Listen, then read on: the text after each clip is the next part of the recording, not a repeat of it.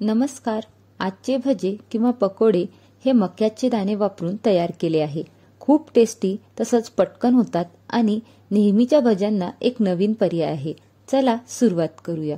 तुम्हा सर्वांचं माझ्या चॅनलमध्ये खूप स्वागत आहे. इथे 2 ते 3 मक्याचे कणीस सोलून त्याचे दाणे काढले आहे आणि स्वच्छ धुवून घेतले आहे. बॉईल करायची गरज नाही. त्याचबरोबर थोडेसे पालकाचे पानं धुवून कापून घेतले आहे. पालक टाकणं ऑप्शनल आहे. नंतर 1 वाटी बेसन, 2 ते 3 टेबलस्पून तांदूळ पीठ आणि अर्धी वाटी मुगाच्या डाळीचं पीठ घेतलं आहे. मूग डाळीचं पीठ ऑप्शनल आहे. तांदूळाच्या पिठामुळे भजे कुरकुरीत होतात. हे दोन्हीही नसेल तर 1 वाटी कॉर्नफ्लोअर टाकू शकतात. नसेल तर बेसन पीठ वापरा. मूग डाळीचे पीठ हे डाळ स्वच्छ पुसून गिरणीतून दळून आणले आहे. चवीला खूप छान लागते. आता इथे 4 ते 5 हिरव्या मिरच्या, कोथिंबीर, थोडा पुदिना, थोडा अद्रक घेतला आहे. एका मिक्सरच्या भांड्यात पालक, पुदिना, हिरवी मिरची, 1 टेबलस्पून जिरं, थोडी कोथिंबीर जाडसर वाटून घ्यायची.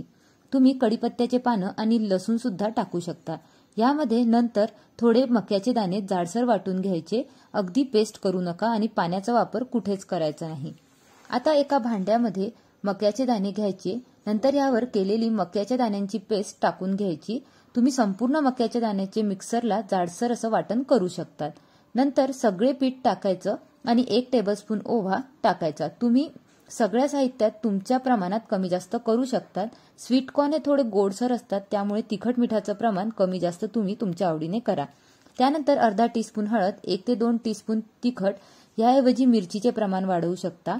1 ते 2 टीस्पून मीठ आणि 1 चमचा धने पावडर, नसेल तर चाट मसाला टाकायला हरकत नाही. बाजूला तेल गरम करायला ठेवलं होतं. तेच कडकडीत तेल 3 ते 4 चमचे ह्यावर टाकायचं. तुम्ही जर प्रमाण कमी घेत असाल तर 1 चमचा तेल पुरेसं आहे.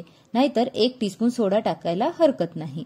आता या मिश्रणाला पाणी न टाकताच मिक्स करायचं आणि जर गरज पडली तरच अगदी थोडंसं पाणी टाका. या कन्सिस्टन्सीचं हे बॅटर झालं पाहिजे. तेल मात्र आपल्याला व्यवस्थित गरम ठेवायचं आहे. भजे टाकताना तुम्हाला स्लो फ्लेमवरती तुम्ही टाकायला हरकत नाही आणि नंतर फ्लेम हाय करा, कारण हाय फ्लेमवरच आपल्याला भजे तळायचे आहेत. आणि एक काळजी नक्की घ्यायची आहे की हे कॉर्न जे आहेत मक्याचे दाणे ते तेलात फुटतात. त्यामुळे तुम्ही जरा थोडंसं दुरून किंवा थोडं अंतर ठेवा आणि थोडीशी काळजी नक्की घ्या. तयार आहेत आपले कुरकुरीत असे मक्याचे भजे. तुम्ही सुद्धा नक्की ट्राय करा. सॉस आणि चिंचेच्या चटणीसोबत तुम्ही याला सर्व्ह करू शकतात. खूप मस्त लागतात आणि एकदा तुम्ही नक्की ट्राय करा. व्हिडिओ आवडला तर लाईक, शेअर आणि सबस्क्राईब नक्की करा. हे अगदी कुरकुरीत बनतात आणि अजिबात तेलकट बनत नाही. नमस्कार.